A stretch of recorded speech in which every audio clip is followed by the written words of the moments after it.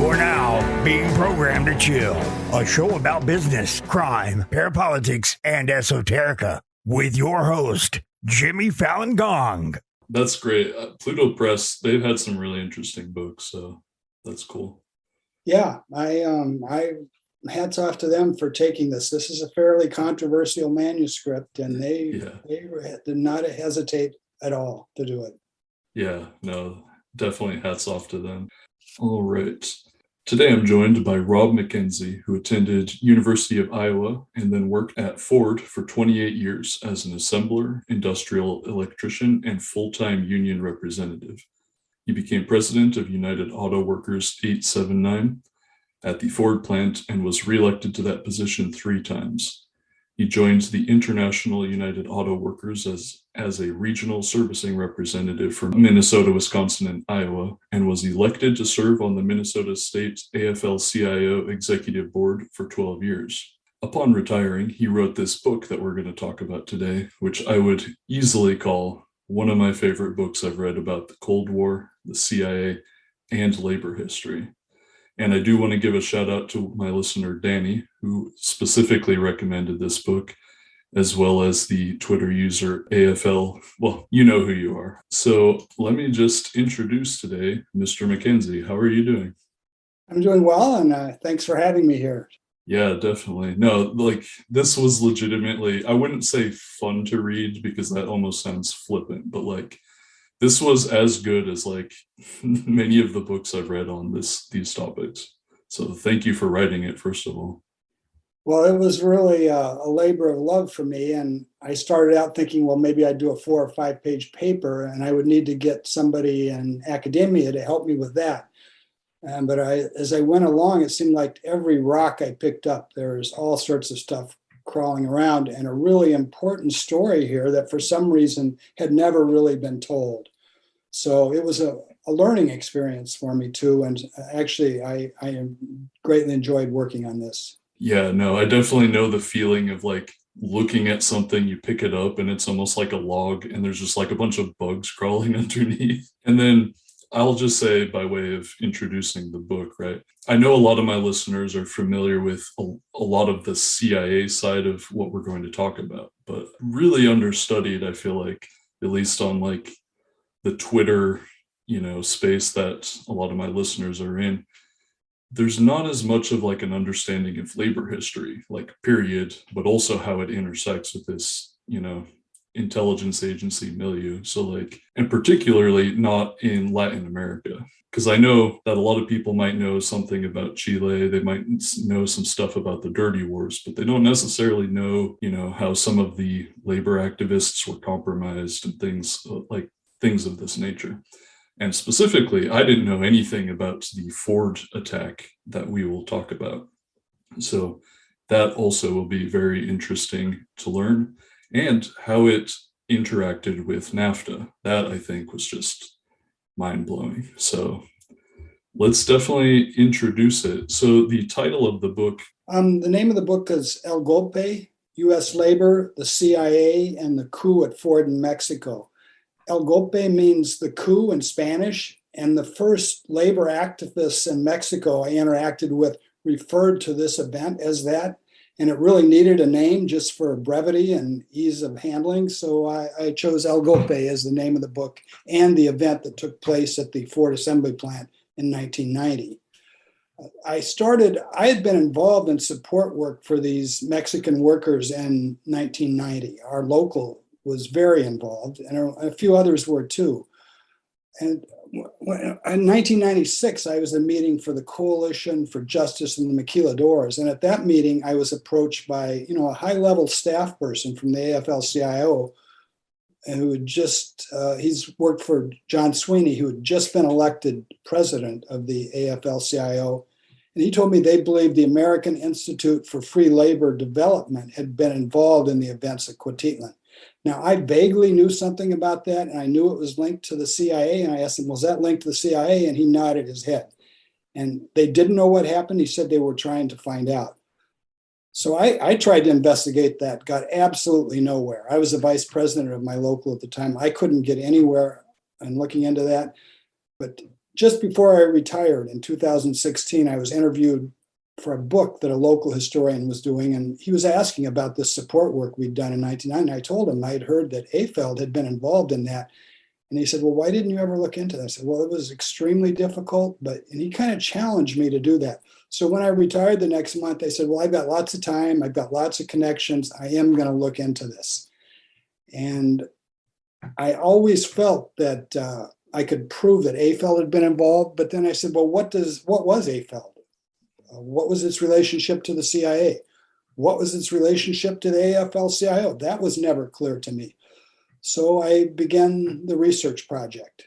And it took me about 5.5 years before I submitted a manuscript. And I never had an intention of writing a book until I couldn't find anyone else who would do it. So I jumped into the arena of trying to learn how to write a book. Yeah, no, that's so admirable. Like, I definitely, I mean, to a much lesser extent, like started doing a podcast simply because I wanted to like hear the stuff I wanted to hear about, right? And like the idea of like, no one wrote this book, I'm going to do it. Like that's very cool. So, and I really believe there was a story that really needed to be told, both about what happened at Ford Cuautitlán and what was the relationship of the AFL-CIO and these institutes to the CIA.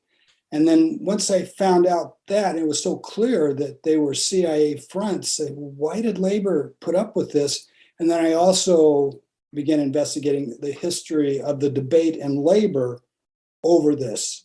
And there was one. And I try to report on that too, because there were always people trying to change this, trying to get a change, trying to confront the leadership. And I think that's an interesting story too.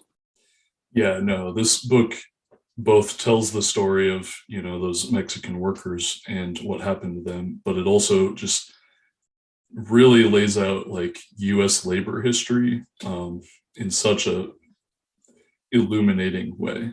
I was thinking, by way of getting into it, that we could, if we could maybe go through a couple of these names and organizations and just sort of like lay out the cast of characters, as it were.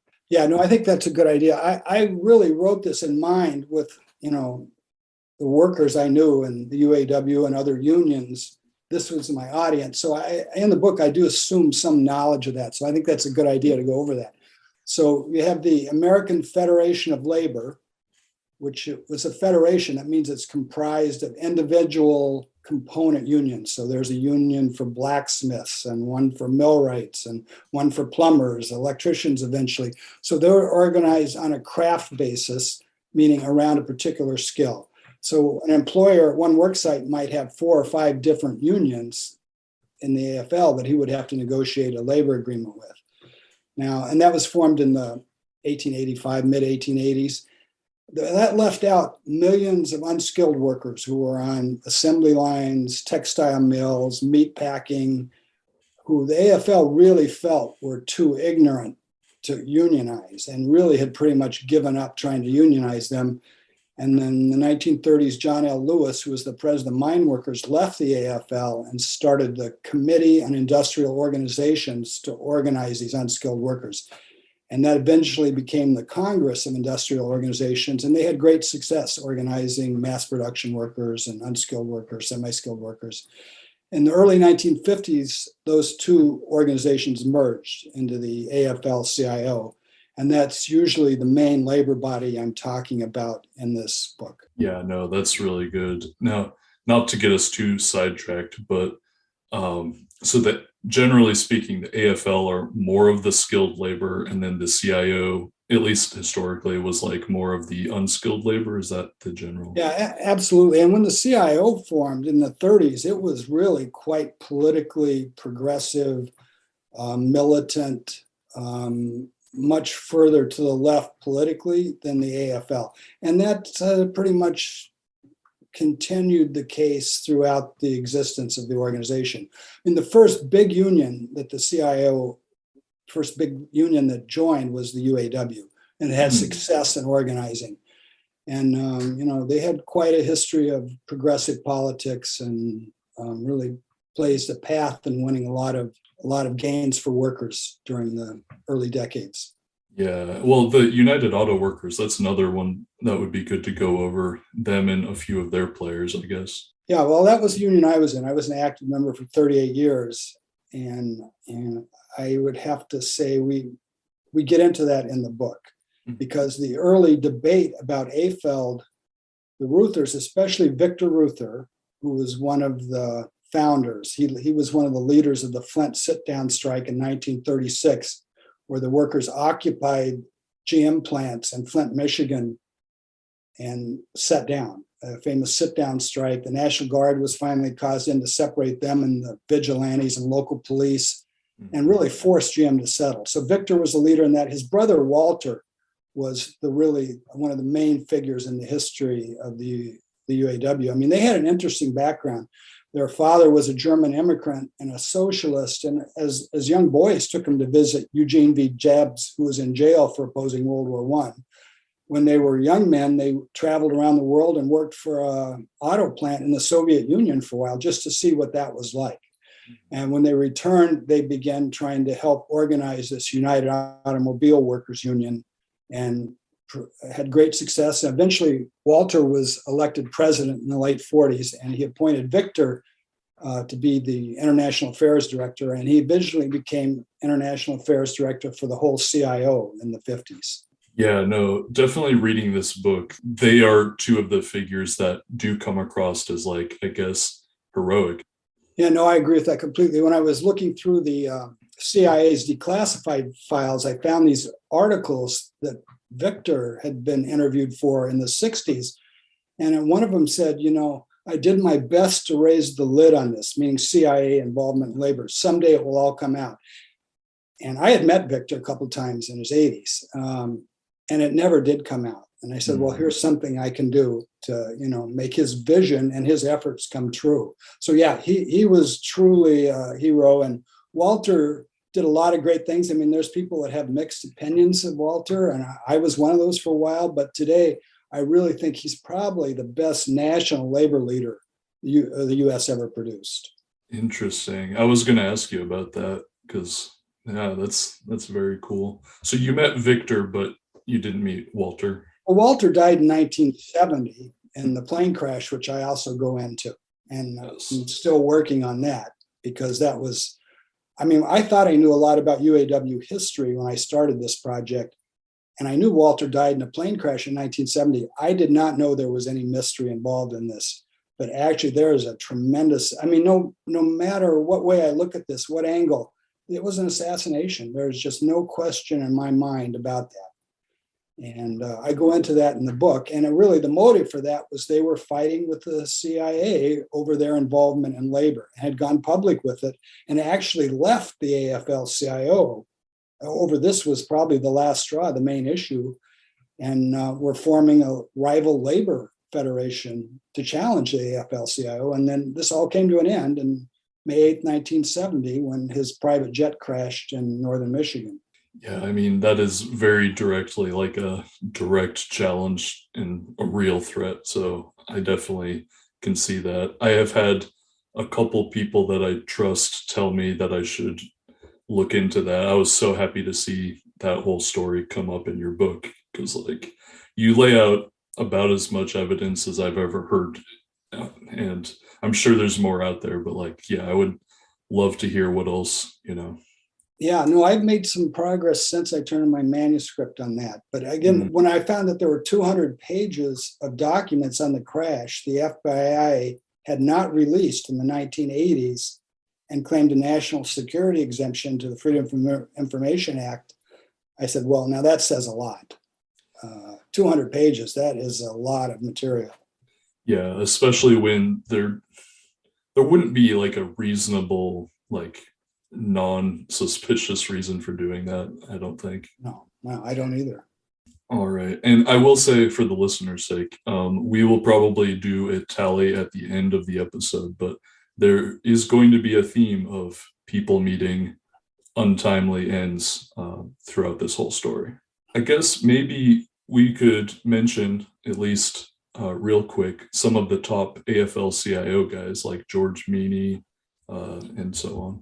George Meany was president of the AFL-CIO from, I think, sometime in the 40s till 1979.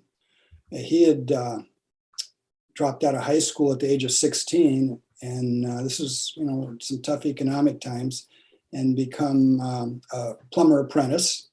And he completed his apprenticeship at the age of 21 and got elected to an office in his local union.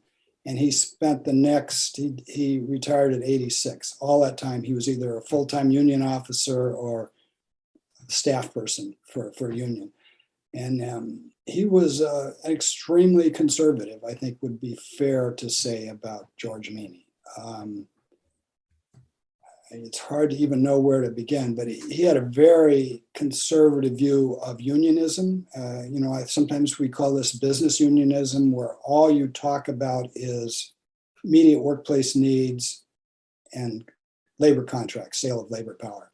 Any kind of broader social goals or social efforts are to be excluded. I mean, one told a group that he had never been part of a labor union that had been on strike, and he wouldn't be part of a labor union that went on strike. And he was saying that like a selling point, right? Right. It's like, this is why you should like unions, because this is the kind of unions that I believe in.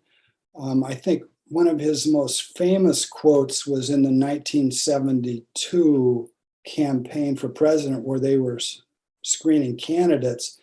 And he said, let me make sure I get this right.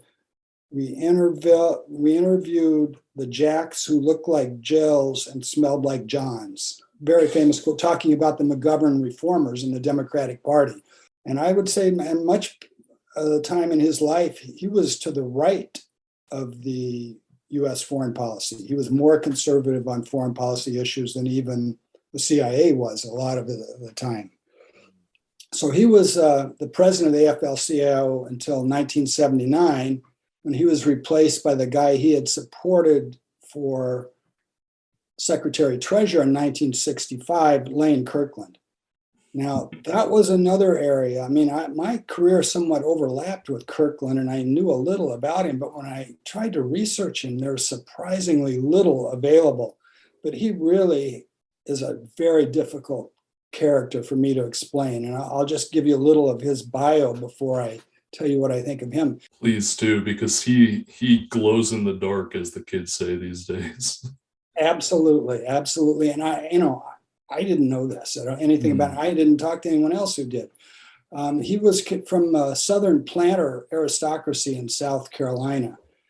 His great-great-grandfather had 156 slaves, according to the 1860 census, and he had joined the Confederate cavalry and died in battle in 1864.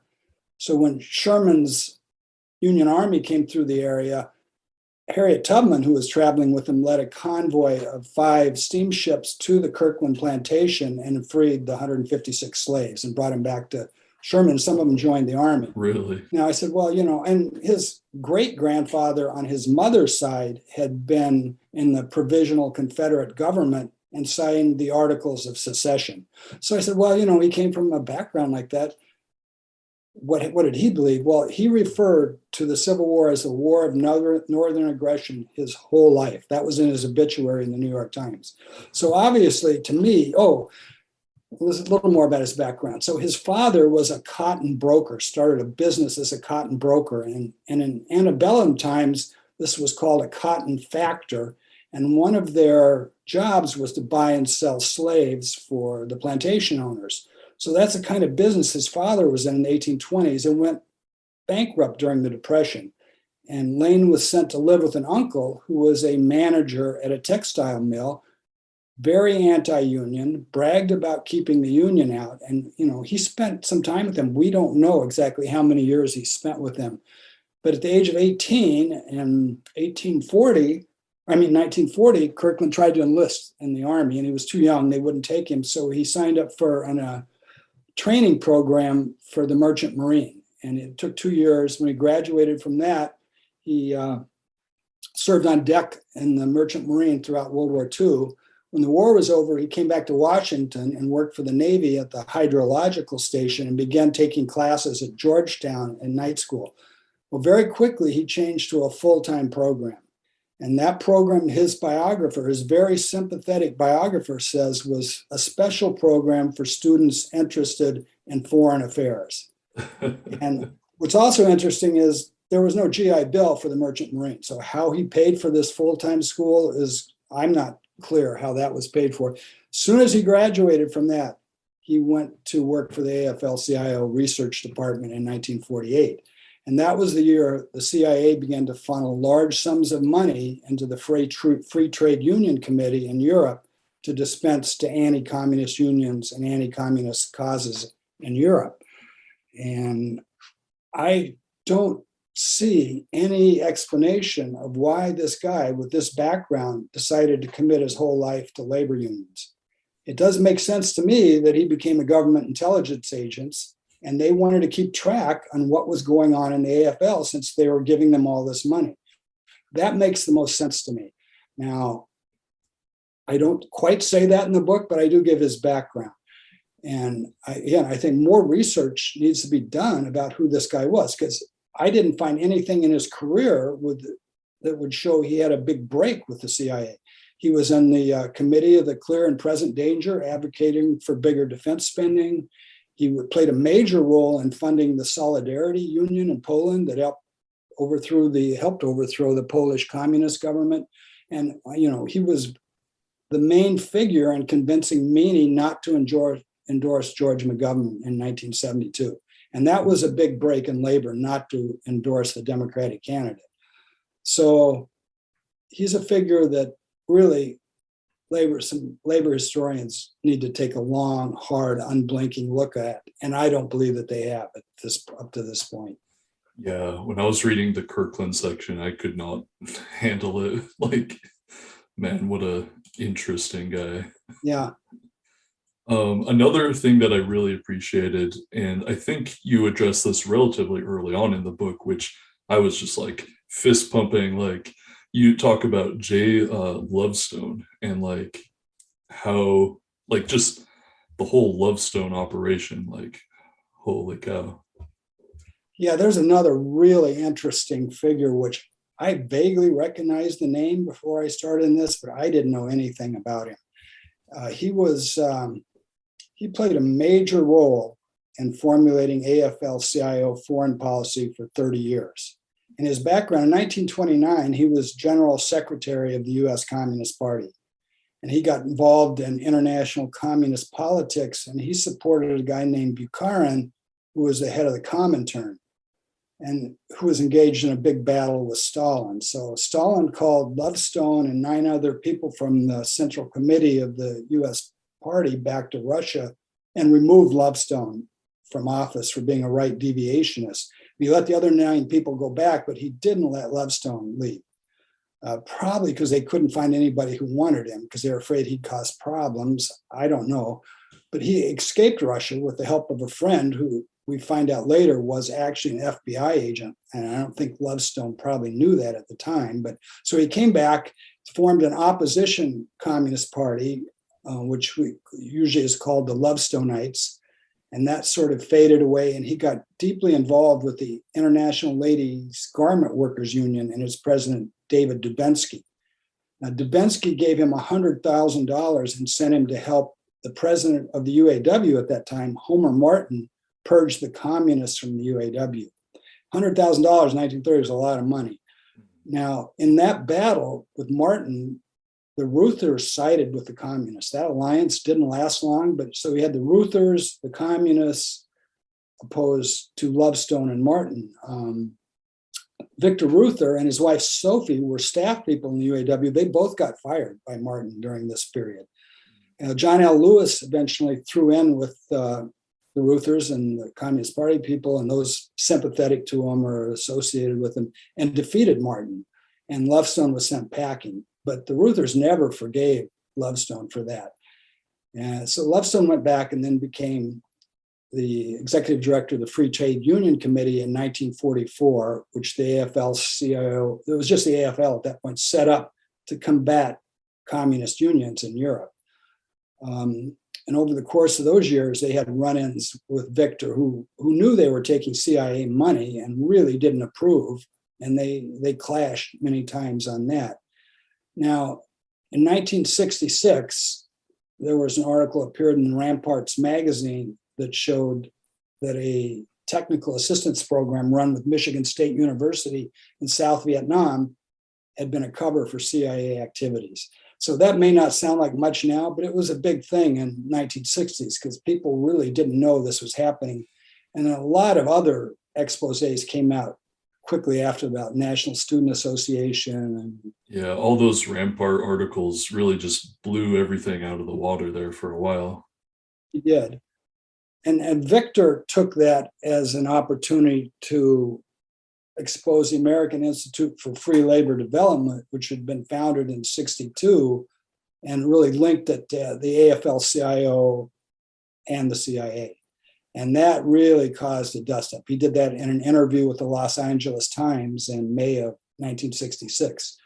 So that set off a big fight in the AFL-CIO Executive Council. And a meeting in August, which Walter had been told they weren't even going to discuss AFL. It was too sensitive. It was causing too many problems. They would just discuss foreign policy. When he got there, they had a resolution ready to go, which was made by a guy named Joe Bierne, who was the president of the Communication Workers Union and had a long history with AFL. And in 1976, Phil Agee said he was a top CIA collaborator in labor. So here you have a motion being made by someone with that background against Victor Reuther. They didn't mention him by name, but they said the campaign of vilification against AFL. So again, to me, that is the CIA suppressing dissent and labor over what was happening in foreign policy. So after that meeting, I mean, Walter went back and he didn't have an executive board meeting till December of 66, but then he got his UAW executive board to agree to leave the AFL-CIO. And they stopped paying dues right after that in January and were eventually kicked out for non-payment of dues in around 68. And also, what was Lovestone's connection to James Jesus Angleton? Yeah, that was an interesting one for me too, because there really was a great biography written about Lovestone. Different than a lot of the CIA agents, Lovestone was not bound by secrecy. At least he didn't think he was. He turned all his papers over to Stanford University, and when those were open, a guy wrote a great biography about Lovestone, and he has a chapter called Jem and Jay, meaning James Angleton and Jay Lovestone. So they had a very close personal relationship. I mean, Angleton really wanted somebody in labor where he could find out what was going on, and he really found a soulmate in Lovestone. Lovestone kept his office in New York. Meany let him do that, but when he was in Washington for meetings, he would stay at Angleton's home. And in 1964, they got a new CIA director, Colby, who had an investigation done about what was going on here and found out that Angleton had been paying Lovestone, but he'd been able to keep that a secret even inside the CIA. Mm-hmm. But that was a CIA investigation that showed that. And he found the same thing that Meany had found. Meany had suspicions and found a check designed for an intermediary. It was actually Lovestone's romantic interest, his longtime girlfriend. The check made out to her, and he knew that was paid from the CIA, and it was from the CIA. And he forced Lovestone out in 1974 because of this. Mm. So again, I don't think he had a lot of problems with Lovestone's politics, but he didn't like his people being double paid, is what my research has shown. It was really aggravated him to find people getting double paid. Yeah, more of a loyalty to him type of thing, right? Right. Very interesting. And then, does it make sense to talk about the AFL and who was, I guess, in charge of that now? The history of AFL? Yeah, it's very interesting. I mean, because it's kind of murky. The cover story for this was this Joe Bierne, the communications workers, was on a flight in Latin America, and it just came to him in a flash that, well, you need to get these people a different view of the world. Both Kirkland, credit him with the idea, and so did Serafino Romaldi in his autobiography. Now, the actual truth of the matter was, and there's been a couple of really good papers written on this, again, things that not hardly anybody has the opportunity to see. There was a paper done in the 50s about the importance of coordinating the efforts between State Department, Defense Department, Intelligence Agency, U.S. Agency for International Development, and U.S. Information Agency. They needed to coordinate their efforts in this labor struggle in the Cold War. And in 1958, Bierne ran a prototype test program where he went to Latin America, got a group of Latin American unionists, brought them back to Washington to the communications workers' headquarters, and did a training program for them about the what U.S. unions are about, and the importance of capitalism and democracy, and how to fight communists in your union. So that really became the core thing that AFL does when it was finally officially organized in 1962. And the president of it was Meany. The secretary treasurer was Bierne. And then they also wanted to include a business component to this. Now, there's questions about why they did this. I think it's both because they knew the U.S. Congress was funding this, didn't completely trust unions, so they wanted to put some business people in there. And also in Latin America, they were dealing with a lot of right-wing forces who didn't necessarily trust unions, so they wanted to include a business component. So a whole lot of CEOs ran it. The chairman of the board was a guy named Peter Grace, who ran a corporation called W.R. Grace and Company. And he had a long history of cooperating with the CIA and religious endeavors in Latin America. And so he was the chairman, Meany was the president, and the really important job, because who was really running it, was the executive director. So the first executive director was a guy named Serafino Romaldi, who had been an Italian who'd immigrated to the US and become active in Latin America during World War II, trying to convince Italian communities not to support the Mussolini government. Mm-hmm. And he spent his whole year, the rest of his life, working with US intelligence. Now, Phil Agee, in his book, Inside the Company, identified Romaldi as the chief CIA agent in Latin America for labor. And I don't think there's any question that's what he was. So he was the executive director of AFL. Now, he retired in 65 under kind of mysterious circumstances. And he was replaced by a guy named William C. Doherty Jr., who was another. Now, he remained executive director for another 30 years. And when I decided to try to find out what AFL was, I decided to focus my efforts on researching William C. Doherty Jr. Yeah, and like when I was reading the sections on Doherty Sr. and Jr., I just could not believe it. Like they are also staggeringly spooky and weird. Yeah. I mean, his father, I can understand him. I mean, he was, from Southern Ohio around Cincinnati and got involved in a strike as a teenager and was in trouble. They were going to arrest him or something. He joined the army, and this was 1919, I think, 1919, yeah. And so he was sent to Vladivostok with the U.S. Expeditionary Force, which was there to confront the Bolshevik Revolution and support the white movement. Now, even the articles, both his obituary and what his son said about that, is still classified, what they were doing there. But he became a radio technician, a chief radio technician for 3 years, and was in Russia most of the time. Being in radio, that's like very close to like signals. That's like very much like intelligence territory, right? Yeah, very advanced technology too for the time. I'm sure it'd be like being in computers or something today. So he came back though, but he ended up getting a job with the Postal Service. He needed to find a job, and this I will say about Doherty Sr.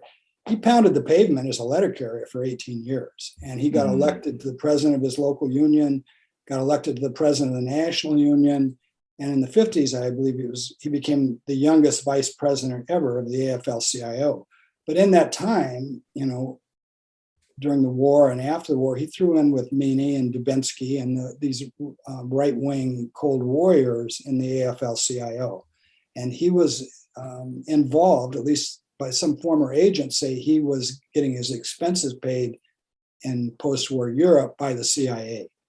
And when this reporter for the Wall Street Journal asked him about that, he wouldn't deny it. He said, well, I only gave money on behalf of the organization I was representing. Well, that doesn't really say much. What was that? So what seems so common among these CIA agents, there's so much nepotism.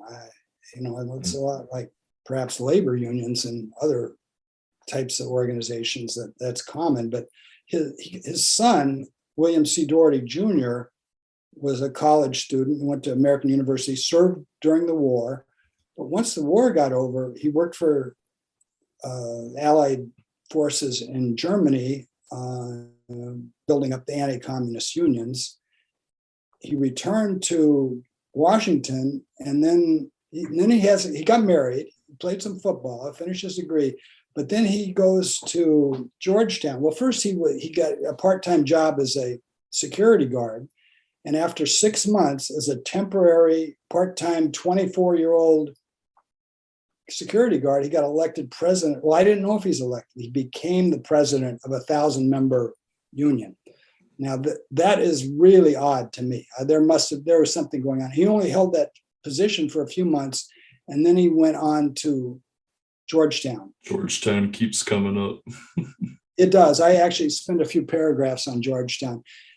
You can't get their undergraduate records for these guys, but he said he was in law school, and I checked in that, and they did say he enrolled in law school in 1951 and withdrew in April of 1953. So this is before the semester's over. He dropped out and went to Europe and became the assistant director of the International Confederation of Free Trade Union Regional Activities. So that's a big title for a young guy. I don't really know what he was doing there, but he had quite the title. And he did that for till 1955, and then he went to Mexico and worked for the Postal Telegraph and Telephone International.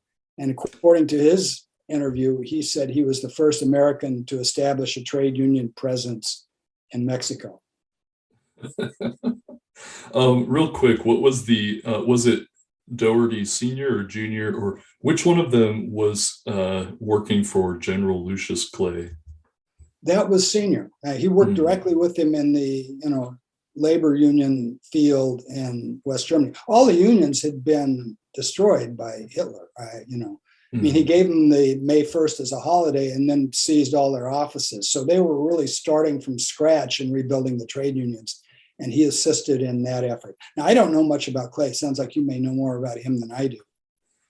I mean, just the general, he was involved in Reconstruction and, the Marshall Plan and everything. Yeah. But it's another link to suggest something additional going on, right? But sorry, I cut you off. So Doherty Jr. went to Mexico. No, he worked for the Postal Telegraph and Telephone International. So this was an international trade secretariat. And those keep popping up in this story too. They were formed around 1900 to coordinate between different companies around economic issues that they all shared. So like the PTTI would have postal workers, letter carriers, telephone, telegraph. But during the wars, both you had World War I and then you had World War II, they were pretty much destroyed. They really existed only in name only in Switzerland, at least the PTTI. But then after the war, the CIA found these to be a very valuable form of organization for them to engage in labor issues and poured a lot of money into them. So the PTTI, no question in my mind, was a CIA front group, and Doherty Jr. was an agent. Could I ask you, Mr. McKenzie? So you're saying that a lot of these mail carrier unions had a lot of these specific intelligence agency ties? Well, what I'm saying is that they were affiliates of the PTTI. And okay. So the number of agents, I really don't know, but the PTTIs, the International Trade Secretariats, there's several of them that show up in this story. those certainly had a lot of CIA influence. And Victor really denounced some of them in the 60s as being CIA front groups. Or, in some cases, they had agents working on them, and the head of the International Trade Secretariat didn't even know that what they were doing or who they were. So, yeah, they had a very murky past. But, as AFL and the other institutes came along, they had so much success with AFL that they formed the Asian American Free Labor Institute and the African American Labor Center to do the similar types of things in those parts of the world. But they really, Doherty and a bunch of these guys had worked for the PTTI before they came to AFL.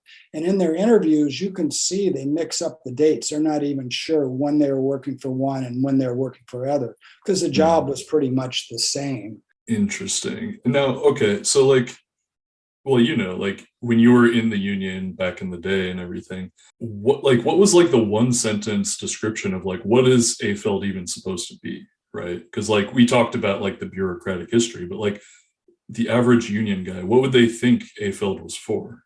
I'd say the average union guy had never heard of AFL. Okay. And I wasn't sure what it was. I even put a motion in 2018 to open the files of AFL, and I called it a branch of the AFL-CIO. Mm-hmm. Now, and you could call it that. I believe what I think AFL was created by the government. It was managed by the CIA, and the AFL-CIO provided cover for that throughout its existence. So technically, the AFL-CIO had control because they had some of the top offices, the president and secretary treasurer, though until the early 80s, a businessman was chairman of the board. The question exactly what that was now. So in the 80s, this funding switched for AFL. It had been U.S. Information Agency, U.S. Agency for International Development had funded AFL activities with millions of dollars. But in the early 80s, Reagan decided that we didn't need the CIA doing all these legal, overt political actions. We should turn that over to something else instead of having the CIA do it. And that was a National Endowment for Democracy was created at that time. And they took over the funding of AFL. So AFL would then have to apply for grants to the NED and then receive money for specific projects. So there would be gaps between these grants. The AFL-CIO paid these staff people at AFL for those periods. Now, they may have been getting reimbursed by the government in other ways. I suspect that, though I don't have any proof of that. Mm-hmm. So in that case, they really were a branch of the AFL-CIO. And when it finally shut down in 96, the AFL-CIO got all their national office records. So that shows there was some official relationship. So there's 4,400 boxes of AFL records at the George Meany Memorial Archives, which are not open to researchers except by special permission, and they very rarely give that. They're not even organized by file and folder. They're just piled in boxes. Because I finally got there and I spent 4 days there. So yeah, the relationship between AFL and the AFL-CIO, I would be happy to have this AFL-CIO say exactly what that relationship is. I think today what they call something like that, they might call, well, we have a partnership with the AFL-CIO, which probably is more accurate of what it really was. But during the 60s, 70s, and 80s, the AFL-CIO would let these institutes speak on their behalf on international affairs all the time. Yeah, and I think you said at one point, wasn't the amount that AFL was getting was comparable amounts of funds to just the AFL-CIO in general or something? It was really huge amounts of money flowing through. In the mid-60s, the budget for AFL was 3 times the entire budget for the AFL-CIO.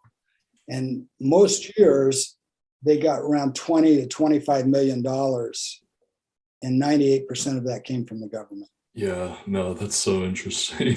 And even a lot of people super interested in the Cold War and espionage don't necessarily know about AFL.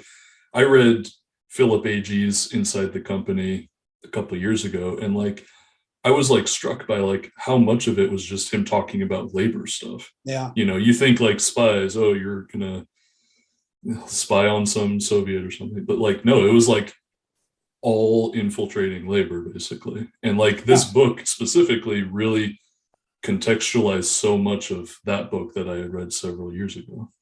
Yeah, that was an amazing book when I read that too about 2 years ago. But I think something your listeners might be interested in. Mm-hmm. In my research, I kept finding references to a documentary that had been broadcast in PBS in 1980 called On Company Business. Have you seen Mm-hmm. that? Mm-hmm. Yeah. I mean, that's got interviews with Agee, and he talks about the importance of labor in the Cold War struggle. And a lot of that is about labor. So some of these people, Bill Doherty's interviewed. A former CIA agent named Paul Sakwa talks, it says he told Meany that Irving Brown was CIA. And Meany knew. Yeah. So it's a fascinating, it's on YouTube. It's well worth watching for somebody who's interested in the subject. It's so interesting. Real quick, could we talk about a couple of the people on the AFL Board of Trustees and Advisory Committee? Because it's so funny, the people who are on there. Yeah, and that was really the birthplace of AFL, was this Labor Advisory Committee, which had been set up in '62. And I've only found 2 papers on that, and they disagree slightly because they use different sources about when was the first meeting, when was the second meeting, when did Meany come. But it was, again, those agencies which were needed were to coordinate it. So you had the Secretary of Defense, you had Dean Rusk there, I believe. You had McCone was the CIA director. I guess I wouldn't recognize the name of USAID and U.S. Information Agency, but at I believe it was the second meeting, George Meany came. And with him, he had Serafino Romaldi and Bill Doherty, who, no question in my mind, they were career CIA agents. So those are his people helping him. Now, they knew they needed Meany to do this. They had to have a labor cover for this thing to work. And they really got Meany to think he was in charge of this, because one of the papers, the researcher calls it Meany's committee. But he used Meany's archives as his source. So I think Meany really believed that he was in charge of this thing. But here he's dealing with, these Harvard educated, experienced people that, he was out over his head, but they had a shared interest. I can't see that they really had some huge gap between what they wanted to do with this organization.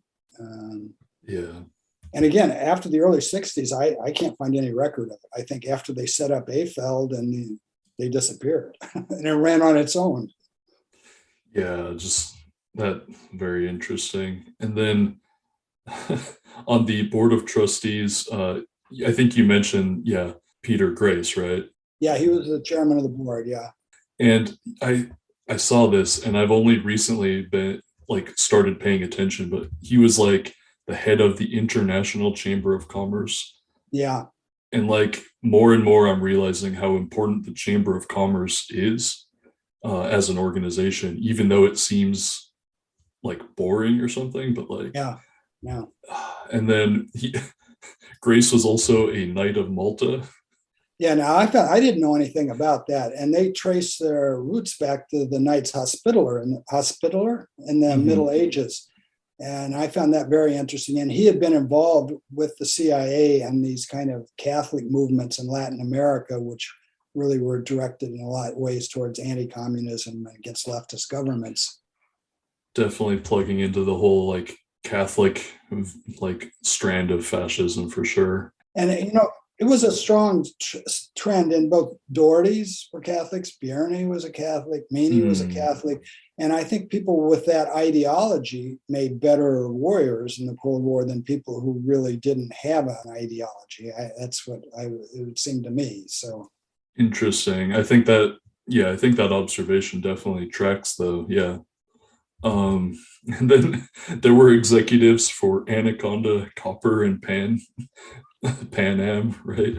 Pan American Airways. Those were the most famous names, but there must have been a dozen businesses, but those are the most famous companies I recognize the names of. So I put them in there as examples of who was involved. Yeah, that's quite a group of people at the table with labor. Should we talk about, just in general terms, what AFL got up to in British Guyana? Yeah, that was interesting. That was really the first public blow up for AFL. And British Guyana was a British colony. And I think that the key figure here I was looking at was a guy named Chetty Jagan, who had studied in America, married an American woman who'd been active in the Young Communists. And when he went back to British Guyana, became active in a lot of labor issues and a lot of efforts to get independence from British colonialism. And he had been elected, the first time he got elected as chief minister of the colony, Churchill had him removed. He just thought he was too far left and he did some time in prison, but he got out and was elected chief minister again in 57 and 59. He went and met with Kennedy, and in his meeting with Kennedy on a public record, so there's minutes of this. This is one of those rare things where he tells the CIA to overthrow Jagan. And that's rare that they do that, but there is a record that he did, in fact, tell the CIA to do that. And they really were active. I mean, there was fires, riots, radio stations coming online saying all sorts of crazy things. And as part of this effort, there was a lot of labor involvement. So there's another international trade secretariat called the PSI, or the Public Service International, which the American Federation of State, County, and Municipal Employees was involved. And it came out, it was in the New York Times, that the president of that union, a guy named Zander, had agreed to turn their international affairs department over to two people he knew were CIA agents. And they got a great deal of money. I think it was $25,000 a month. It's in the New York Times article. And they were active in British Guyana, organizing a general strike and a dock workers strike to destabilize the country. So there's an excellent paper on this called The Longest General Strike in History against the Jagan government. Which, that's so interesting to me. Like, the idea both of obviously infiltrating foreign labor unions, but also to then essentially weaponize them against a essentially left-leaning elected government, elected. And yeah, and so they destabilized his regime, and he was deposed. And then and there was not a free election again until 1992, almost 30 years before there was a free national election, and these quasi-dictatorial government was in charge. Now, in 62, this is where AFL comes in the picture. Jagan wrote an article in the New York Times accusing AFL of training labor people in his country to overthrow his regime. And that's why it comes into the picture. 92, he gets elected again. When there's an election, he gets reelected again. Oh, it's amazing. Yeah. And the thing where I came across Doherty, Bill Clinton proposed Bill Doherty Jr. to be the ambassador to British Guyana, obviously not having any idea what had happened there before, because Jagan knew Doherty and said he was one of the people that had been involved in deposing him, and he blocked him from becoming the ambassador. And Clinton had to withdraw that with egg on his face. And I think as a result of that, a lot of the documents about British Guyana did get declassified, and that led to this really good paper. Now, I'll say this about AFSCME. In 64, they got a new president, a guy named Jerry Worth, and he severed ties with the CIA. But again, that's a history they do not seem to want to talk about, even though it was in the New York Times by Pulitzer Prize winning journalists. So, yeah, that's just remarkable. And I mean, it really also grounds so much of what also happened in British Guyana, just more famous events, right? Like, very interesting stuff. Let's see here. And then kind of related, what was AFL doing in Brazil? I really thought this section was fascinating as well. Yeah, again, that started again with the PTTI and then rolled over into AFL. So, they had left of center government, and this guy was certainly not a Marxist, or I don't even believe a socialist, named João Goulart. He was a millionaire rancher, but he ran in the Labor Party of Brazil and had a lot of labor support and was advocating for the labor and the unions. And they decided he was too close to the Soviet Union, or might be too close to the Soviet Union at some point. He really seemed more non-aligned to me, but they began working to get rid of him, the U.S. intelligence agencies. And one of the key things they thought they would use, because they'd been so successful in British Guyana, was AFL. So they brought lots of Brazilian workers to the training center in Virginia and spent a lot of time with them. Now, the success, they were not having much success with that. Most of these people they're bringing were not all that impressed. So they pretty much gave up on that and began working with coup plotters in Brazil. Now, there is a guy named Martinez, and he's in this On Company Business interview where they actually interview him live. He was from New Mexico and a Latino background, and he went there, and the whole time he was there working for the PTTI, he worked to help bring about this coup, and including weapons exchanges and training, and so that's really interesting. But now, when the coup really came down, where AFL played a really important role is that they had influence in the Communication Workers Union, and they kept the Communist Party called for a general strike. But they advocated, these people in labor that had worked with AFL, they advocated not to strike and to keep the communication system open, which really let the military junta people coordinate and communicate. Oh, I didn't even think of that aspect of it. Yeah. Yeah, no, that was a very valuable contribution to this coup. And that was really, a fairly brutal dictatorship. A lot of trade unionists were arrested, tortured, some murdered. And labor contracts were pretty willy-nilly voided under this military coup. And I think it's fair to call that a coup against the working class. And so when, this is one of the things that Victor Reuther pointed out in his book, when William Doherty Jr. got back, he had been in Brazil some this time. He said, well, yeah, a lot of the people we trained in AFL, they were involved in this coup. This thing just doesn't happen. They were involved. I have the quote in the book. And that was really, I think, a last straw for Victor, that they were bragging about overthrowing a labor government in Brazil.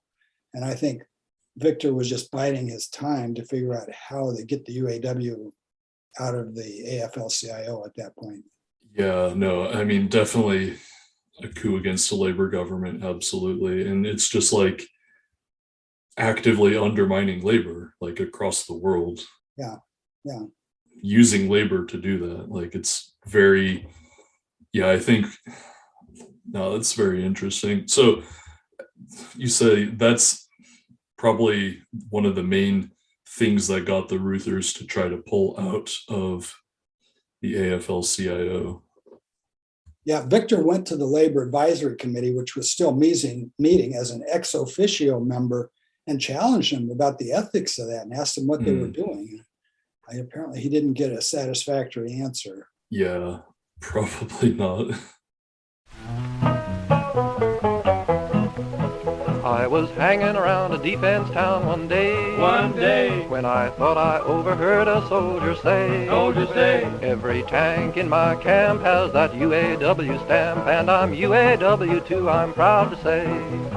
It's that UAW-CIO, makes that army roll and go, turning out the jeeps and tanks, the airplanes every day. It's that UAW-CIO, makes that army roll and go, puts wheels on the USA. I was there when the Union came to town. I was there when old Henry Ford went down. I was standing by gate 4 when I heard the people roar, they ain't gonna kick the auto workers around. It's that UAW-CIO, makes the army roll and go, turning out the jeeps and tanks, the airplanes every day. It's that UAW-CIO, makes the army roll and go, puts wheels on the USA. I was there on that cold December day, when we heard about Pearl Harbor far away, I was down in Cadillac Square when the Union rallied there to put those plans for pleasure cars away. It's that UAW-CIO makes the Army roll and go, turning out the Jeeps and tanks, the airplanes every day. It's that UAW-CIO makes that Army roll and go, puts wheels on the USA. There'll be a Union label in Berlin, when the Union boys in uniform march in. And rolling in the ranks, there'll be UAW tanks.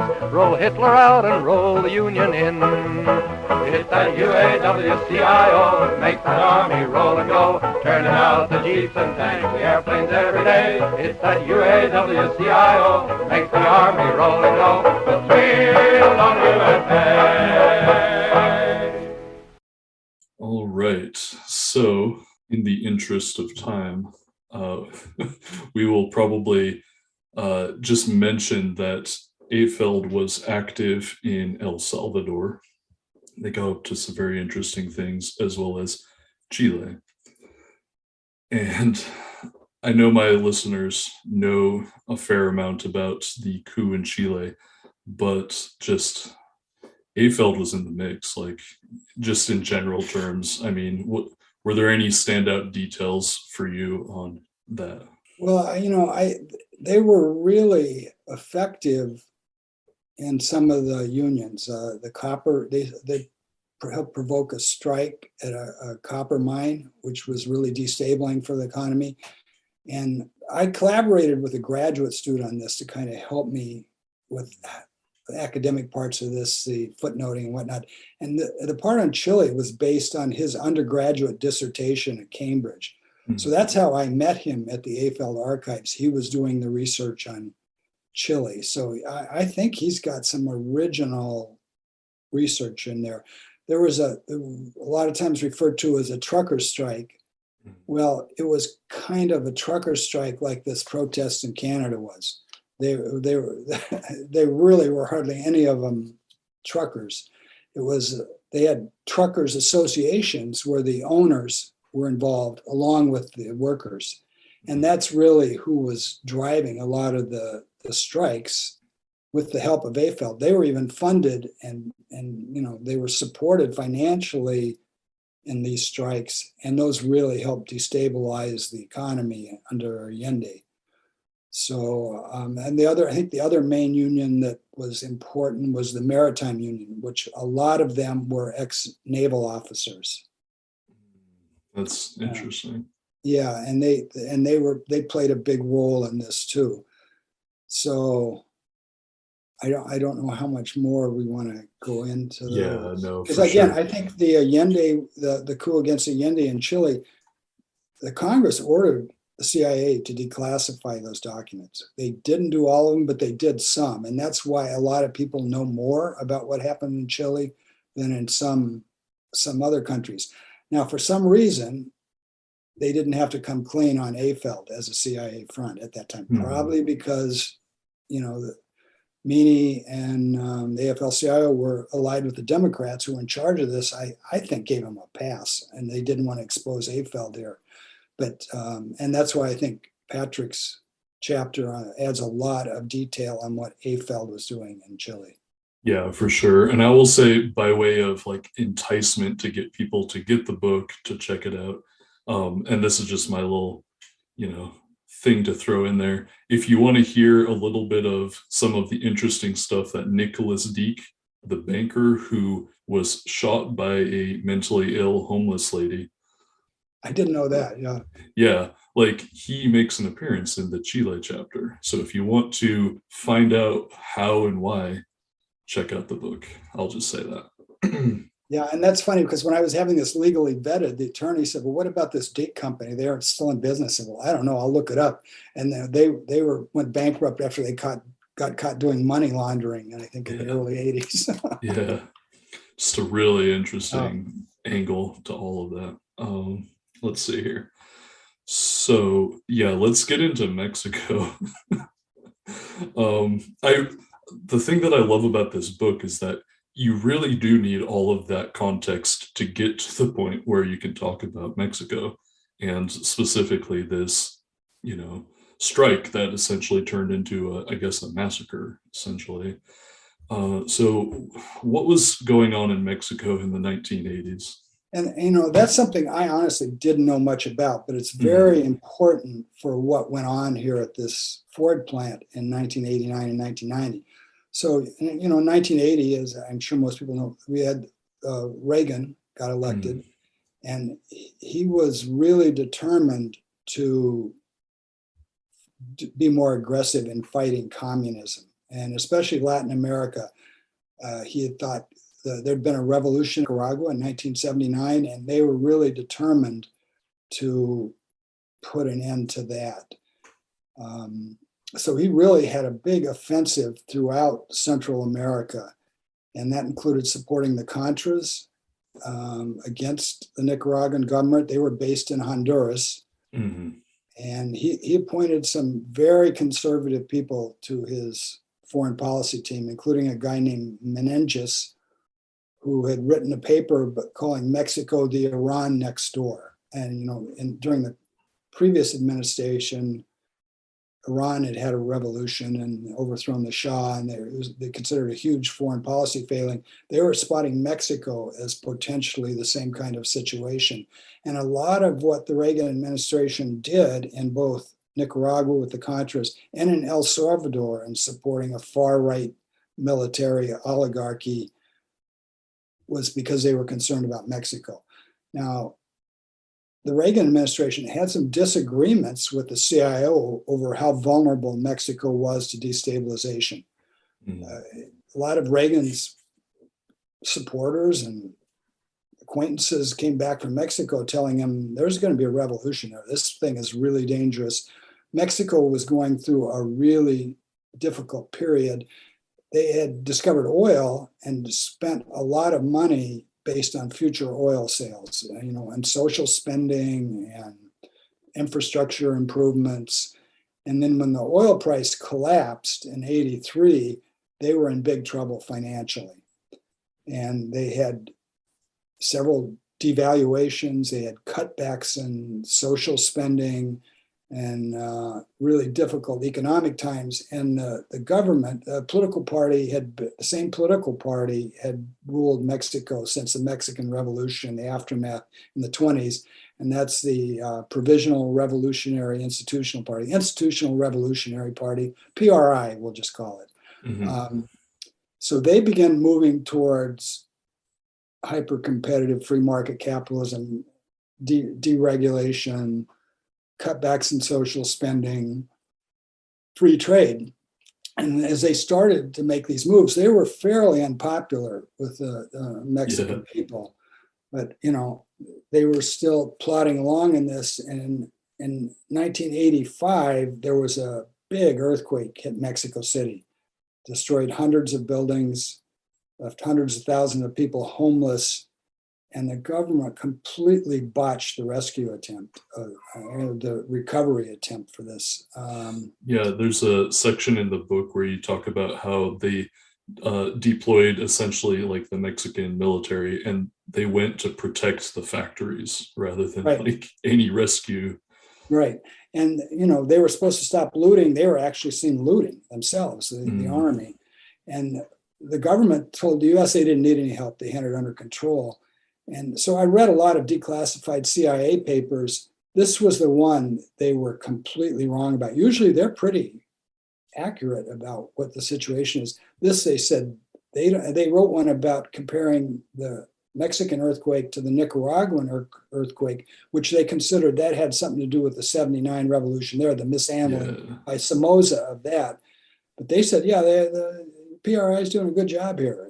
We don't see any problem, even though they were being warned by a lot of their informants that self-help groups were arising because the government had done so badly and organizing politically. And this is something completely new.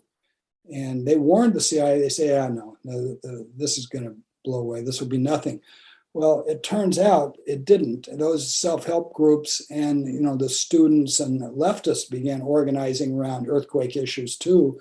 And they gained a lot of momentum. And in the 1988 election, a guy named Cuauhtémoc Cárdenas, whose father had been a famous general in the Mexican Revolution and a president, very popular, populist president of Mexico, ran against the PRI's candidate in the 1988 election. And he had the support of this movement that had arisen after the earthquake. And that election was quite a deal. It was, for the first time, they were going to keep track of the vote tabs on a computer system, which they had set up just to show the places where they were winning, where Salinas, the PRA candidate, was winning. But something got goofed up, and the opposition party saw the results. They were ahead everywhere.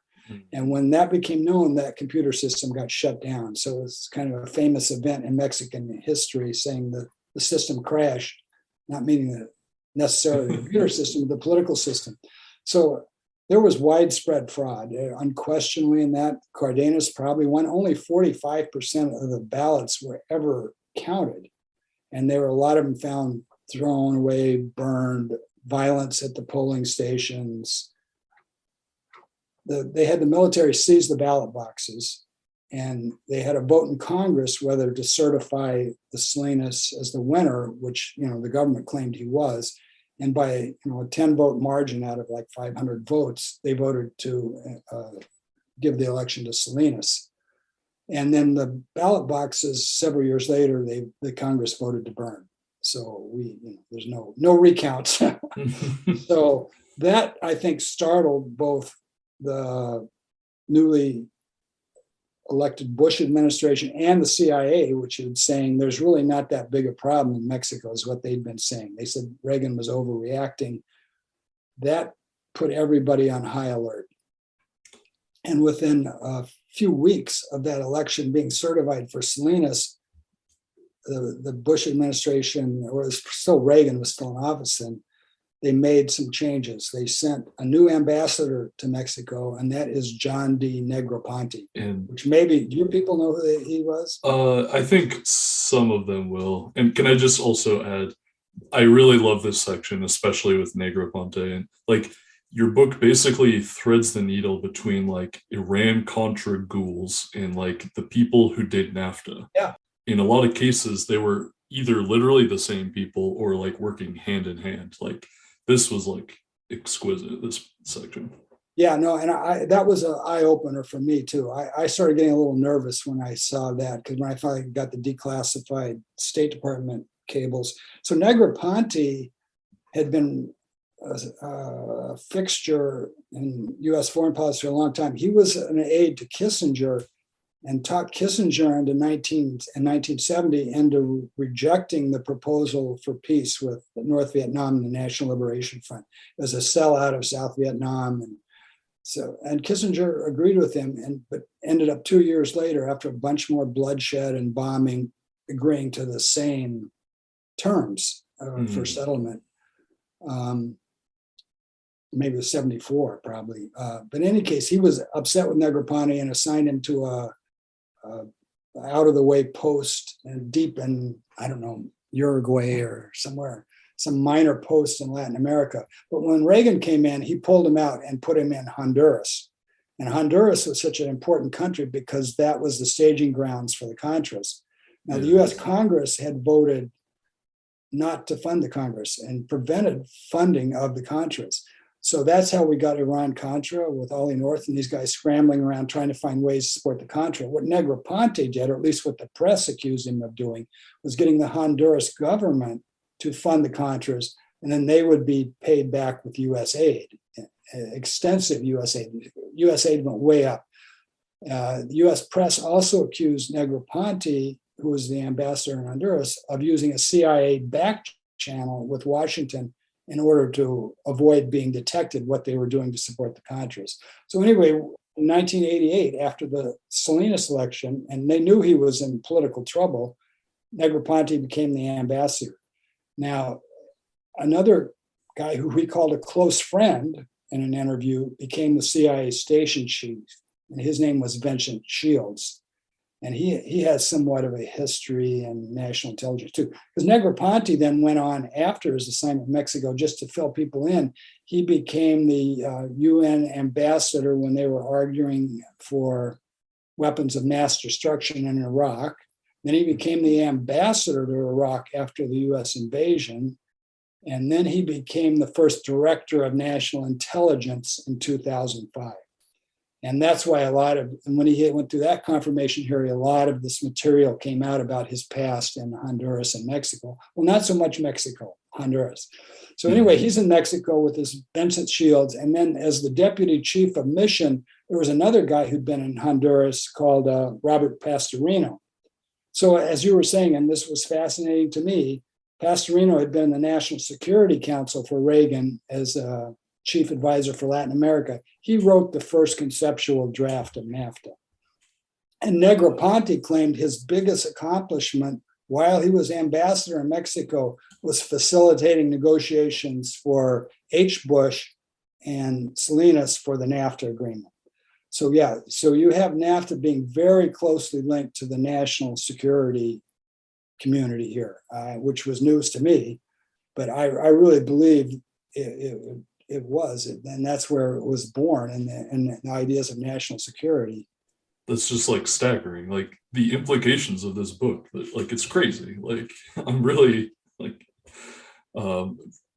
legitimately people should read this book. If you kind of almost, and maybe you can speak on this better, but like NAFTA, of course, was not it was really harsh on the US labor movement. And like, if you view NAFTA as essentially almost like a theft, then it makes sense that it would be carried out by essentially like government killers. I don't know. Can you speak on like maybe just the US aspect of NAFTA, if that makes sense? Yeah. I mean, and after, and I say, I never know how much people of your generation, it was a devastating thing for my generation to see all these factories close.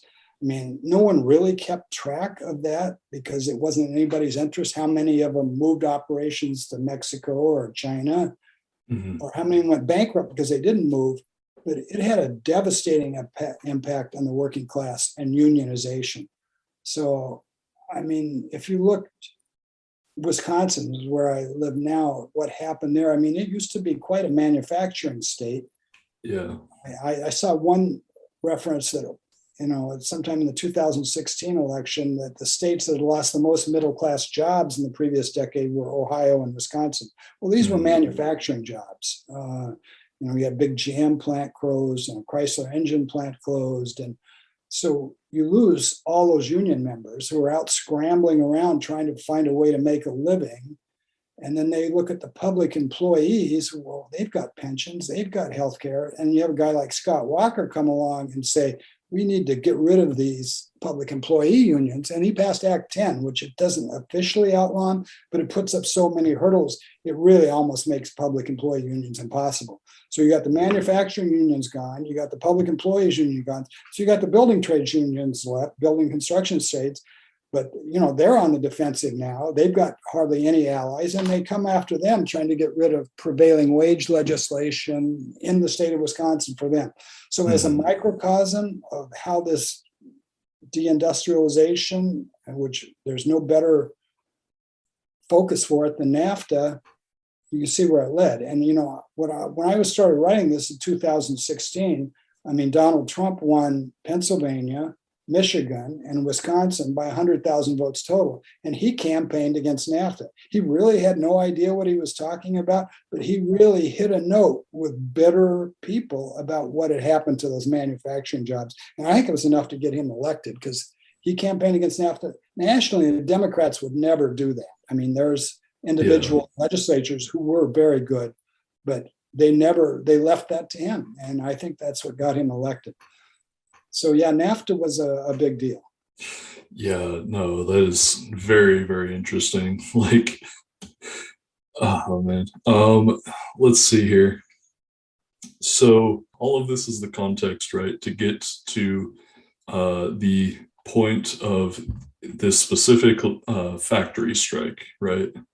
Well, one more thing I want to get to is a shift of auto companies pre-NAFTA to Mexico.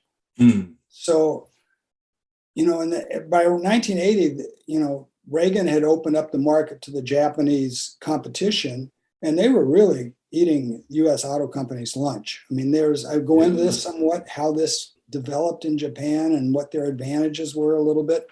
But the way that the U.S. auto companies responded to that challenge was to begin to move their operations in Mexico to take advantage of the super cheap labor and get a leg up there. So GM was the first one to really start production down there. They built a new plant. They took a 106-day strike from the Mexican Union, the CTM, local there, because they wanted to separate the plants into different unions. 106-day strike. So that's quite a story that I don't know a lot about. But by 2010, 1 out of every 4 cars imported to the U.S. was assembled in Mexico. And in 2018, when I started working on this, they're making around $250 an hour. It doesn't include benefits, but a U.S. automaker was making $28 to $30 with fully paid healthcare, pensions, and that was a big deal. And this started before NAFTA, because Ford was the last of the big 3 to go there, but they had 2 new plants by 85. And this plant in Mexico City, outside of Mexico City, called Cuautitlán. And that's the focus really of the story here in the book. Yeah, no, that's a good point, because it really was, before NAFTA technically, or like the whole thing is a general trend. Yeah, for sure. Yeah. And so we're talking about this particular factory called Cuautitlán, and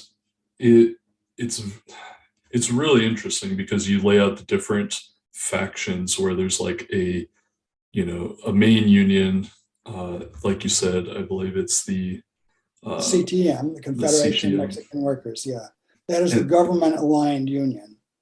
Yes. And then there's the Partido Revolucionario de los Trabajadores, the PRT, they're essentially a left-wing political group, right? Oh, yeah. Yeah, they started, how much time have we got here? We probably don't have time to go into the student movement in Mexico in 1968, but that's where they had their roots. Yeah. And they were organizing in the working class in Mexico, and for very good reasons. They were pretty underground. I mean, it was a dangerous thing to organize against the government at that time. But they had great success in the 1980s in this Ford Cuautitlán plant for just advocating things like grievances, union meetings, union officials responding to what the workers wanted. Now, and there, as I talked about earlier, the economic situation was really bad. There's a great deal of inflation because of the devaluation of the peso and all the cutbacks. In 87, Ford began negotiating a new contract with the CTM. Now, the problem is that the sales, this plant in Mexico City produced largely for the domestic market in Mexico. The new plants in northern Mexico were all exporting to the US. Mm. So the sales in Mexico were way down. They had a lot of extra workers. The CTM came up with a plan with Ford that they would call a strike because Ford would not agree to the 27% wage increase the government had recommended. Ford wouldn't match that. The CTM called a strike, but Ford paid half their wages while they were on strike. So when I looked at the CIA documents on strikes in Mexico, it doesn't show up because it really wasn't a strike. It was a subsidized layoff. Now, the problem with this strategy in the CTM, in which these activists in the PRT had said, it was that after 3 months in Mexico, if you're on strike, the employer can terminate the labor agreement. And that's what they did. They actually waited 4 months, Ford did, and terminated the labor agreement. It means everybody's fired.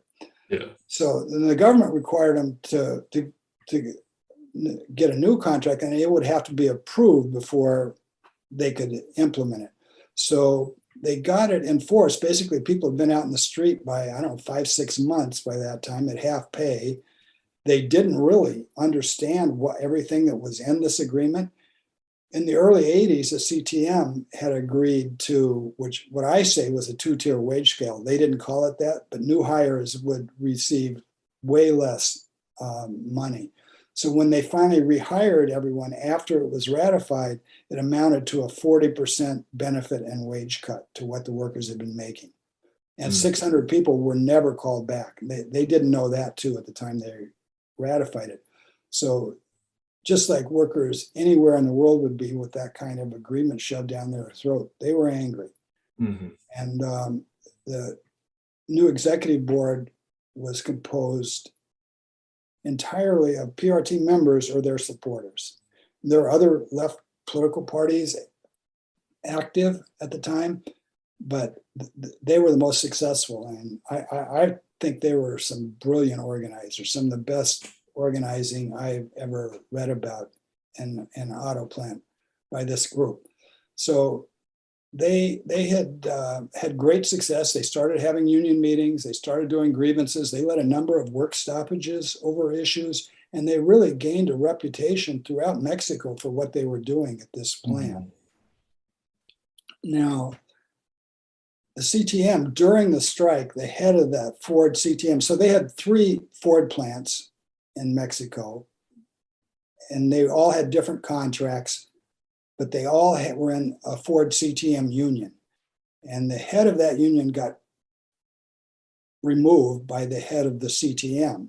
And they put another young guy in his 20s, was appointed the general secretary of the Ford CTM. And his name was Hector Urarte. So he was up for election in July of '89. And these dissidents at the Ford plant in Mexico planned to run against him.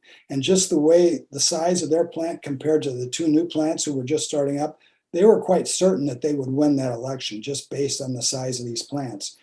And about 4 weeks before that election, Ford fired 4 of the 6 executive committee members, everyone who would have been able to oppose Urarte. So Urarte basically went unopposed and was reelected head of the CTM, and their leaders were all fired. So that really set off a new round of struggle. They formed something called the Ford Workers' Democratic Movement. They did hunger strikes, protest marches, and these fired executive committee members continued to run the local. So the next big issue that came along, when Urarte's election came up, Ford does a profit sharing in the spring. And to make it seem bigger and try to make people happier with the status quo, they did not withhold taxes from the profit sharing. But of course, no one told the workers that. So when December came and they were supposed to get a Christmas bonus and it just disappeared, it all went to taxes. Some people got no checks at all because all the money went to taxes. So there was a walkout.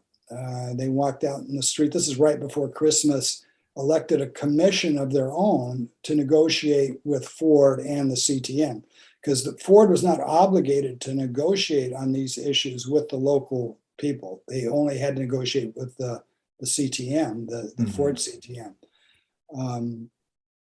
So that they walked out before Christmas. So then they have a Christmas shutdown, just like we do here in the US. They returned after Christmas. And one of the things that the leaders of the union did was they went and leafleted the plant on Friday, January 5th, telling people to come to a meeting that the head of the CTM, Fidel Velasquez, had agreed to. And while they were leafleting, they were kidnapped. A bunch of the leaders were kidnapped by an armed group. Jeez. Unknown who exactly these people were. I have theories, but we don't know. But when they found about it in the plant, some of the other people organized a sit-down strike over their captured leaders, and they stopped production. By the end of the day, all these leaders who'd been kidnapped were released at the police station. And so they went home for the weekend, and everyone was planning to run back to work on Monday, January 8th. So Sunday evening, the leaders got messages from inside the plant that there were strange things going on. There were people coming into the plant asking for and getting Ford jackets to wear and Ford ID badges. So they expected trouble. So they had kind of worked out a plan of what to do on Monday morning, these leaders on Sunday evening. So when they got to work on Monday, January 8th, The leaders who had led the work stoppage inside the plant on Friday had notices on their lockers telling them there's a coverall lockers, and we're in the Ford plant in the US. The first thing you do when you go into work is you go to your coverall locker, unlock it, pull out a pair of coveralls. Theirs were locks that you need to go to this spot and get a new key. We've changed your lock. Well, none of them did. They went to their work spot. When they got there, there were like 300 or so golpeadores, is what the press called them, thugs. They had clubs. Some of them had firearms. There were 5 different buildings, and they had organized themselves to the degree that they sent a group to each of the 5 plants and left another group at the door to cover their retreat.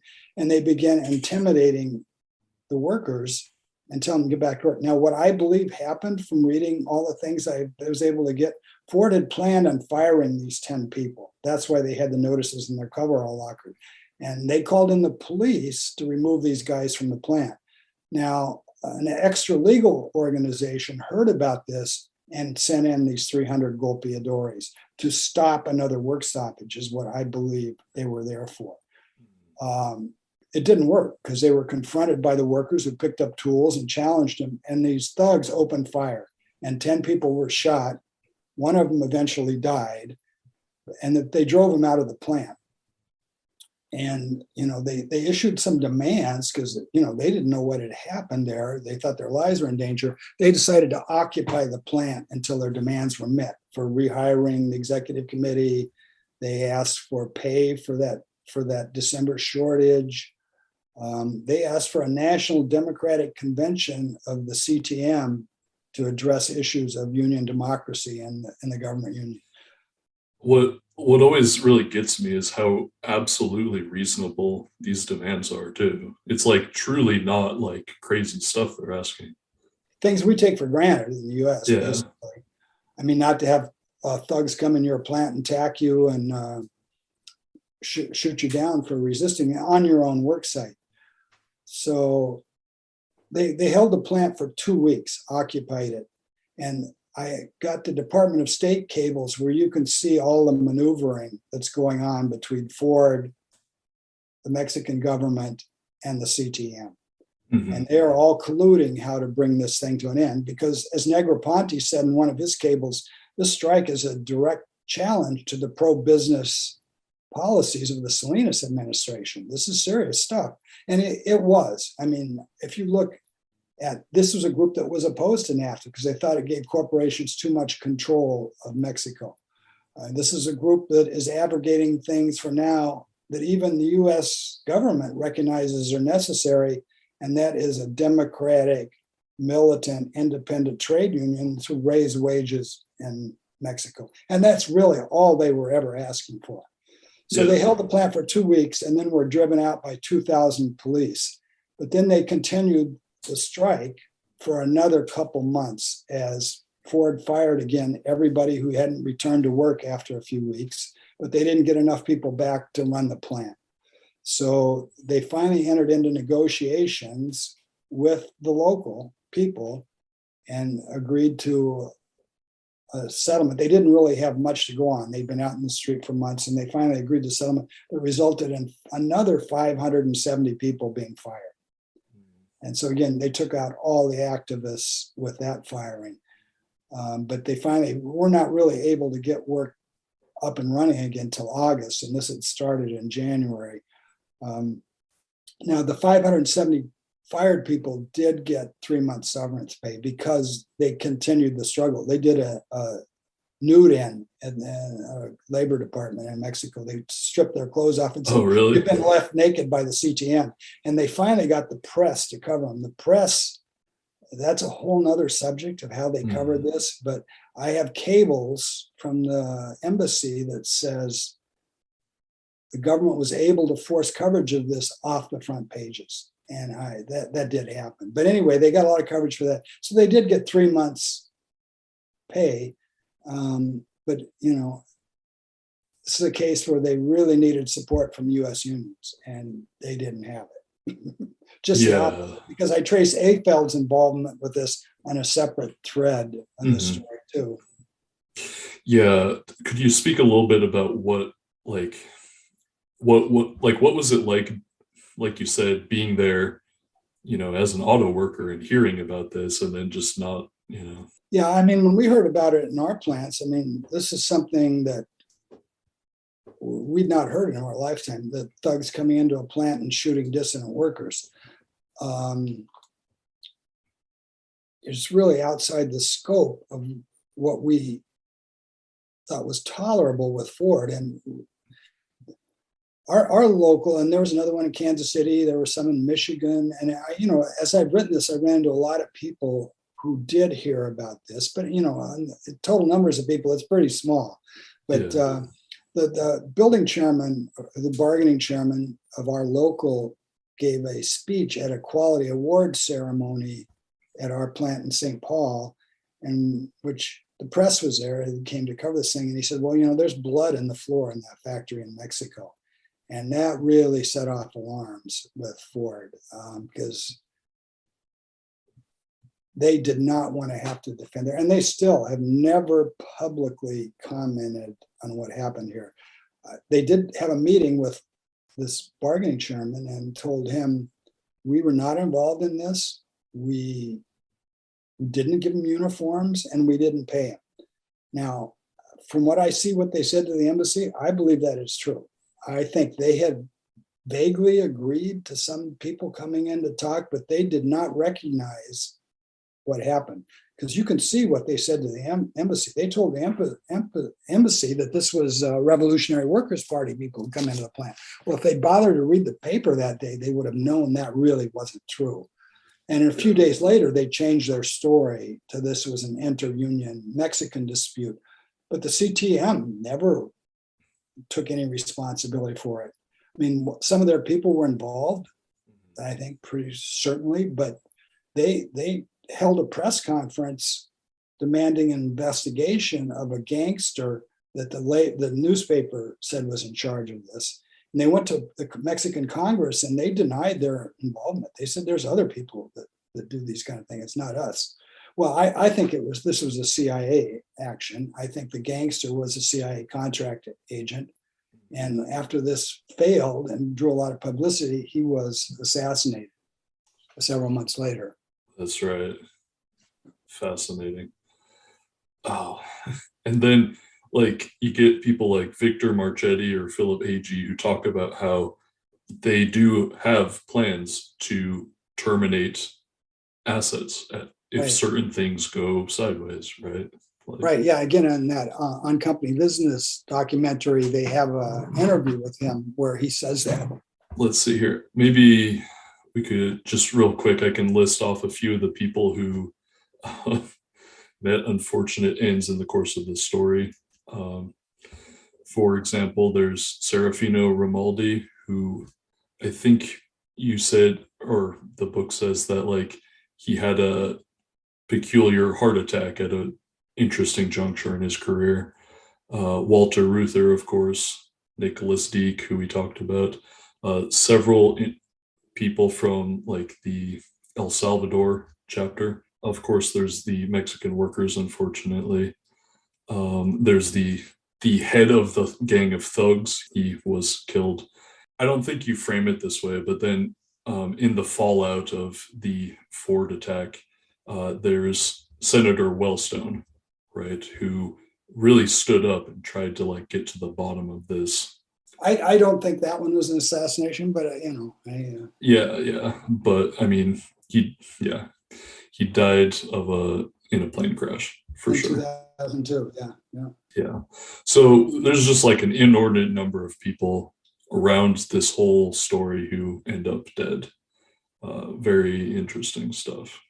And that's true. And actually, the first one I really looked at was Reuther. I said, "Boy, you're doing a book or an article about the CIA. You don't need to have a bunch of assassination theories. It's just going to make you look like you're a loose cannon." But there's just no way I could in good conscience leave these things out. I mean, I had good sources, and I really tried to find some other explanation for some of there. There isn't. Exactly. So I would just say, amazing book. Truly, I think people should read it. But for you, I mean, what does this say about the AFL-CIO and, like what's your take on this legacy, I guess? Well, I think it's really important. I mean, I understand. I know a lot of people won't even talk to me once I went down this path, and they knew what I was researching, because a lot of people feel, well, if you say something bad about labor, it's going to be used against labor, and just better leave it in the past and cover it up. I think labor's having a lot of problems. That has not been a successful strategy. And the problem with that is if things never get acknowledged, never get accounted for, responsibility never gets assigned, and they never get corrected. Yeah. So as hard as this is, the AFL-CIO really needs to face up to this. And I think they should do three things. One is open up the AFL files. The George Meany Archives is very happy to organize and do that. They need to get permission from the AFL-CIO to do that. And their International Affairs files, the International Affairs Department files, will probably have more readily usable information. Those need to be opened up to members and researchers.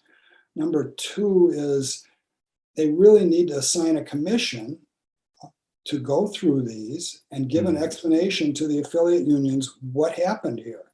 Because who was Lane Kirkland? What was he doing? What were we doing during the Cold War? They need to come up with some answers on their own. And I think something they can do right away, and they need to do, is there's a regular or annual or biannual award for human rights called the Kirkland-Meany Human Rights Award. That needs to come to an end. That is a mockery of history. There's got to be hundreds, if not thousands, of dedicated unionists who really worked for human rights, and they need to change the name of that award. So that's what I think they need to do, and what unions overall need to do is get the moral high ground back. And you don't not keep the ethical and moral high ground with this track record, which you're doing your best to cover up. So that would be my recommendations there. And then for my listeners, many of whom unfortunately are not, I don't think, union affiliated, like how can, like my average listener, maybe a little bit younger than me, like how can they support the labor movement and get involved in general? Well, I mean, if they're at a place, that is a work site that needs to be union. I mean, there's a lot of places that are attempting to unionize, places like Starbucks. A lot of places which you never expected, but that's really what needs to happen with labor, is organizing more members. It's not surprising that a lot of your listeners aren't union members, because unions only represent about 6% of the private workforce in the country. So, and you can always, I mean, if you see a strike or a labor event, people who are out in picket lines always love to have people stop by and talk to them and offer them encouragement and support. Yeah. And, when it comes to the political process, support candidates who support unions. It's not always the easiest to find, but those are some of the things that people can do. Thank you very much, both for taking the time out to talk to me today, and also for writing this book, which I genuinely think is important, for sure. Well, thank you. Thanks for having me on. Certainly, anytime you want to come back, whether it's an article or another book or something, or just in general, you're always welcome back on the show. Well, thank you very much. I've got your email address, so I'll just throw you in my email group nowadays.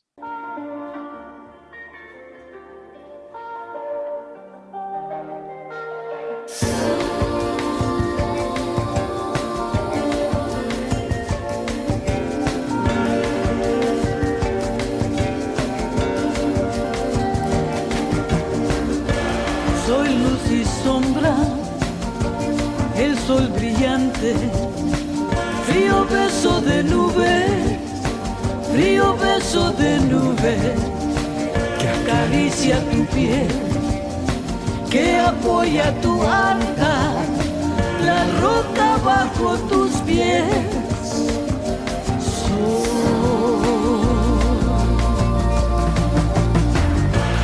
La voz del búho que siempre nos canta.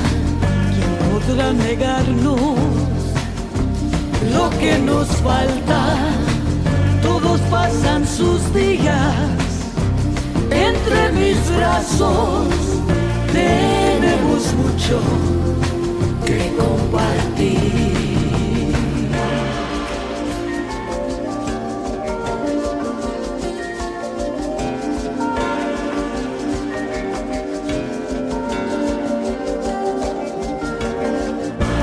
Hogar fecundo de árboles viejos, de flores tiernas recién nacidas, con raíces maduras y esperanza futura, la familia unida. Pregúntele al polvo de dónde nacimos, pregúntele al bosque que con la lluvia crecimos, pregunta de las palmas que con el viento se mueven, escucha el corazón de tu madre y breve la voz del bujón que siempre nos canta, que podrá negarnos lo que nos falta. Todos pasan sus días entre mis brazos.